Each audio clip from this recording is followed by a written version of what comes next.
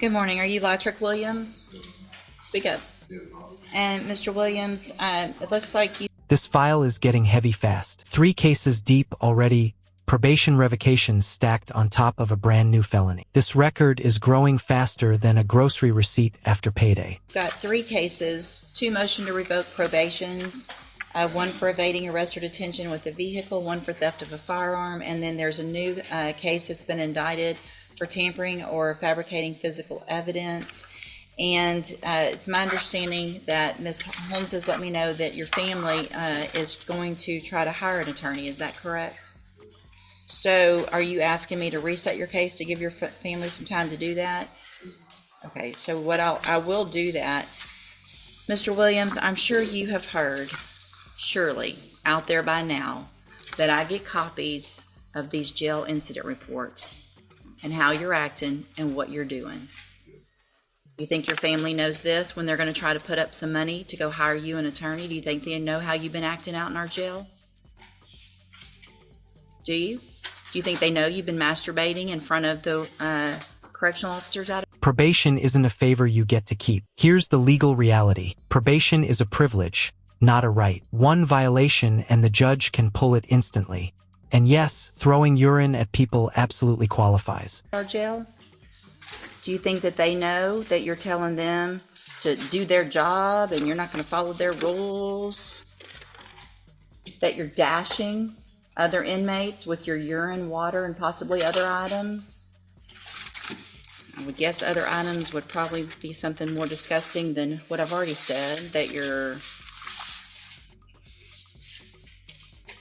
walked up and punched someone in the face so hard that they had to go to EMS, had to come get them. You think they know all that? Should I keep going? Because on those motion to revoke your probations, Nothing stays buried in court. Vegas rules don't apply here. Every ugly detail follows you straight into the courtroom, like a cursed Facebook post you forgot to delete. I don't have to accept any agreement that this lawyer or any lawyer talks to that district attorney about. I don't have to accept an agreement. If I find that you violated your probation, I can sentence you anywhere in the range of punishment. That's what happens when you sign up for probation. If you violate, it's up to me. Sometimes I take deals, sometimes I don't. If you're acting like this, it's very unlikely that you're going to come in and some attorney is going to say, come on, let's give him one more chance. He's a good kid. He's got family. That's great that you've got family, but they don't know how you're acting. And obviously, you're not staying home and doing what you're supposed to while you're on probation. They can only do so much to help you, but you got to grow up and help yourself. If you go to trial on that new case and you're found guilty, a jury will hear all of this. So what's happening out there doesn't stay out there. Everybody finds out about it, and all it does is hurt you. Do you understand? So my suggestion is, the next time you're in court, I don't have a packet this thick of things that you've been doing out at the jail. Because your other attorney, whether it's her or they hire somebody, they're going to have to deal with this. And you can ask anybody. This kind of stuff is not going over well anymore in here. Those people are just trying to go do their jobs every day. They're going to work, going home. They've got families. They don't deserve this. Y'all acting like a bunch of heathens out in the jail? I mean, it's ridiculous, okay?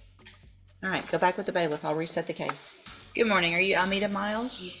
And Ms. Miles was previously in court, entered a plea of guilty in cause number 24, DCCR 2330, to tampering with physical evidence. I've received the pre-sentence report. Has everyone had an opportunity to review the report? Are there any additions or corrections? No, don't worry, good. In addition to this pre-sentence report, I've also received and reviewed a number of jail incident reports. Has everyone had an opportunity to review those? And you're 19?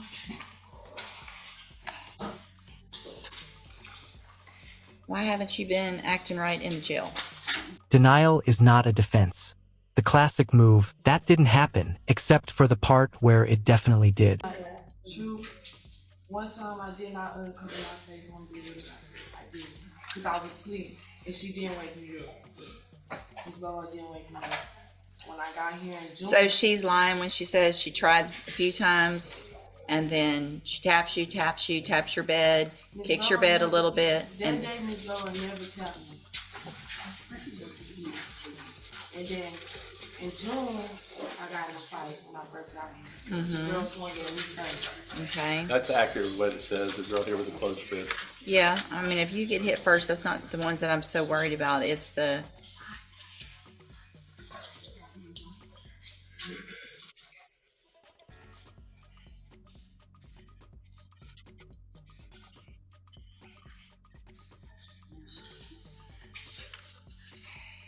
eating at your bunk when you're not... I mean, it's not even big stuff.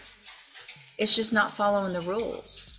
And if you can't follow the rules in jail, why should I believe that you can follow the rules on probation?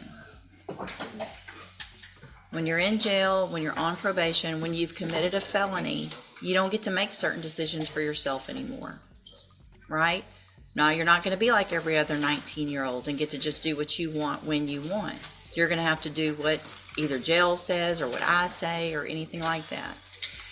If I'm going to follow this agreement based on the nature of the offense and based on the age and all of this, we're going to get you some help up front to be making better decisions. Otherwise, I'm not going to follow the agreement. Things could be a whole lot worse. Do you understand? So what I'm going to do is find that you entered your plea of guilty freely and voluntarily. Find sufficient evidence to find you guilty. However, I'm going to follow the agreement that you made with the district attorney, and I'm going to defer all proceedings and place you on probation for 10 years.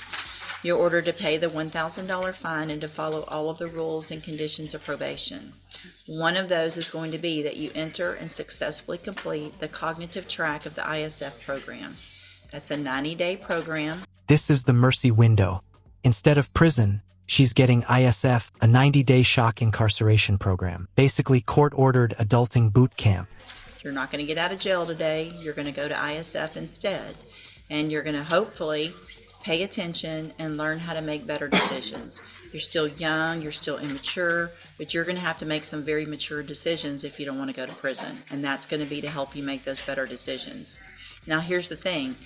If you're in our jail and you start before they send you in the next week or two, or if you're in ISF and you are acting up and not following rules, putting something on your head that you're not supposed to, eating where you're not supposed to or when you're not supposed to, talking about whatever it is, I don't care, then you could be revoked just for not following the instructions.